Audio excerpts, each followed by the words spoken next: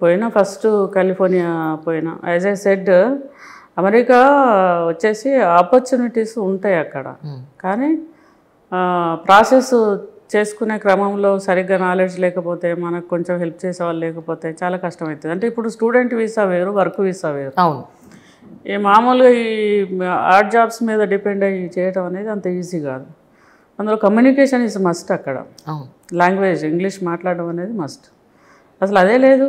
ఆ దిగిన రోజే ఫోన్ చేస్తేనే ఫోన్ చేయరాలే, నాకు కైనేసి ఫోన్ చేయాలి. ఆ ఫోన్ తీసినాక అది రింగ్ అయ్యేటప్పుడు అది కొద్దిసేపు అయిన తర్వాత మనం డయల్ చేయాలి నెంబర్. మనం తీయంగానే పైసలు ఏడ వేస్ట్ అయితే కానీ డయల్ చేస్తామా? ఆ పైసలు అటే. అట్లా ఎవ్రీ టైము 4 కైండ్స్ చేస్తే అటే పోయినా ఫోన్ కలవలేదు, because of lacking of knowledge. అందుకే చెప్తాను, ఆ ఫోన్ కూడా చేయరాదు నాకన్నా తెలివి ఉంటే అమెరికా పోకపోతున్నాను. అట్లా అమెరికాలో దిగి నన్ను రిసీవ్ చేసుకోవటానికి అన్నే రావాలి కదా. తను పాపం రాలేదు. నేను తెల్లారి వస్తున్నా అనుకున్నాట. ఈ తనకు నేనేం చెప్పినా తనకేమర్థమైందో. టికెట్స్ పంపడానికి ఆ ఫోన్లు లేవు కదా అప్పుడు. నేను ఈమెయిల్ చేయలేదు టికెట్. నేను లాస్ట్కు మళ్ళీ ఒక ఇండియన్ ఫ్యామిలీ నడుచుకుంటూ పోతా అంటే వాళ్ళని రిక్వెస్ట్ చేసి వాళ్ళ ఫోన్ నుంచి ఫోన్ చేస్తే తను వచ్చి పిక్ చేసుకొని పోయేసరికి తెల్లారగట్ల 1:30, 2 అయింది. రాత్రి ఆడ కూర్చుంటే మస్తు భయమైంది, మస్తు ఏడుపు వచ్చింది. అసలు అంతంత హైట్ ఉంటారు, నల్లోళ్ళు తెల్లోళ్ళు. ఇది ఏంది ఈ దేశం వచ్చి తెలివి లేదు, ఏం లేదు, అనవసరంగా ఓవర్ యాక్షన్ కాకపోతే అమెరికాకి వచ్చి అవసరం. అటువంటిది ఇప్పుడు 24 గంటలు ఫ్లైట్లో కూర్చోవడం అవసరమా? 2.5 గంటలలో పోయడానికి వాడు ఇంకో ₹1,00,000 ఎక్కువ తీసుకున్నా పర్వాలేదు, కానీ 2 అవర్స్లో ఇండియాకి వస్తా మంచుకున్నాం. సో వెళ్ళిన వెంటనే ఇక్కడ ఏ జాబ్స్ చేశారు, ఎలా సర్వైవ్ అయ్యారు అసలు?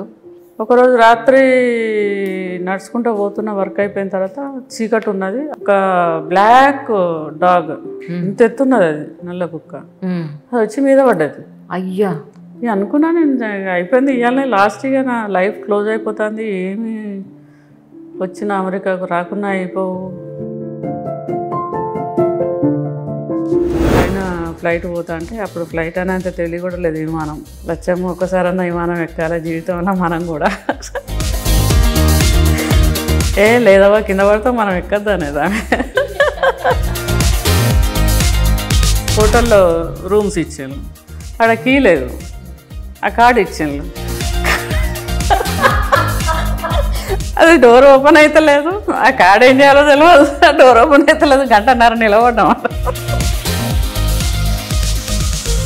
కానీ నేను ఇంత నవ్వుకుంటే ఎప్పుడు మాట్లాడాలి, ఇలా ఫస్ట్ టైం మాట్లాడుతున్నా. సీరియస్గా నడిచేది ఇంతకుముందు ఇంటర్వ్యూస్. పలానా దగ్గరికి పోవాలని అంటే యూ కాన్ బిలీవ్ 27 గంటలు ట్రావెల్ బస్సులో. 27 గంటల 3 స్టేట్లు క్రాస్ కావాలి.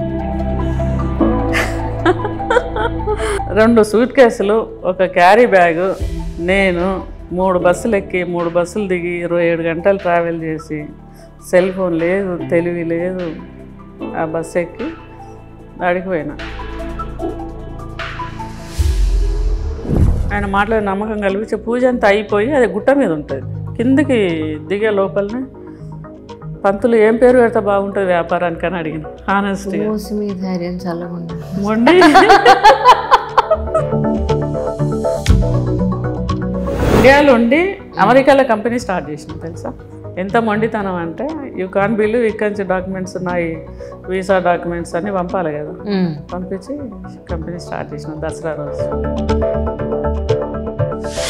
తర్వాత కీ సాఫ్ట్వేర్లో 3 ఎంప్లాయీస్తో స్టార్ట్ అయింది.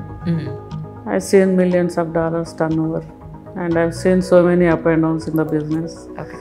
But we are very good, far better than so many people.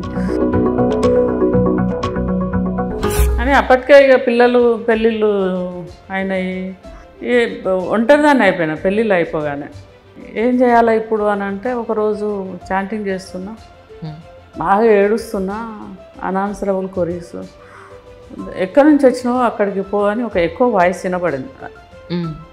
Then ఆ ఏడ్చుకుంటానే ఆలోచించిన, నాకు నేను పెరిగిన అనాథ హోమ్ గుర్తొచ్చింది. ఆ నేల మీద వండుకున్నది, ఆ సరిగ్గా బట్టలు ఉతుకంది, ఆ సరిగ్గా బాత్రూమ్ లేనిది, స్నానం చేయకుండా స్కూల్కి పోయింది, చెట్టు కింద కూర్చొని ఏడ్చింది, ఆ పురుగులు అన్నది.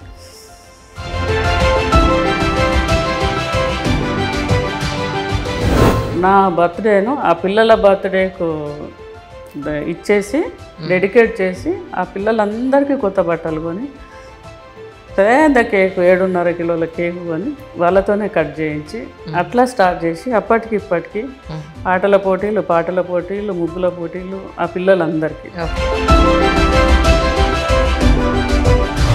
జ్యోతిరెడ్డి ఫౌండేషన్ త్రూ చేస్తా. I never take funds from anyone. ₹1 కూడా తీసుకోను. నా సొంత డబ్బే ఖర్చు పెడతారు. అట్లనే నాకు సంతోషం. జగమంతా కుటుంబం నాది. అంతే అంతే. వీళ్ళు నా వాళ్ళు వీళ్ళు కాదు అట్లా ఏముండదు. నాకు ఫేస్బుక్లో నాకు ఎవ్వరు రాస్తే వాళ్ళకి ఆన్సర్ రాస్తా. ఎవ్వరు నాకు ఏదన్నా అడిగితే తప్పకుండా జవాబు చెప్తా. ఎవరు ఈమెయిల్ రాసినా రెస్పాండ్ అవుతాను. యాజ్ అ ఉమెన్ ఎక్కడ కూడా మీరు ఎలాంటి అబ్యూజ్ ఫేస్ చేయలేదు? ఎందుకు చేయలేదు? నేనేమన్నా మహారాణియా లేకపోతే నాయానికి వాళ్ళని ఉన్నారా? తప్పించుకోవడానికి చాలా కష్టపడాల్సి వస్తుంది. ఎందుకుండదు?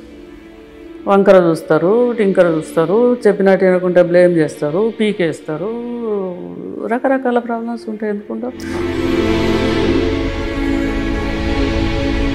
ప్రాబ్లమ్స్ అనేటివి ఉంటాయి.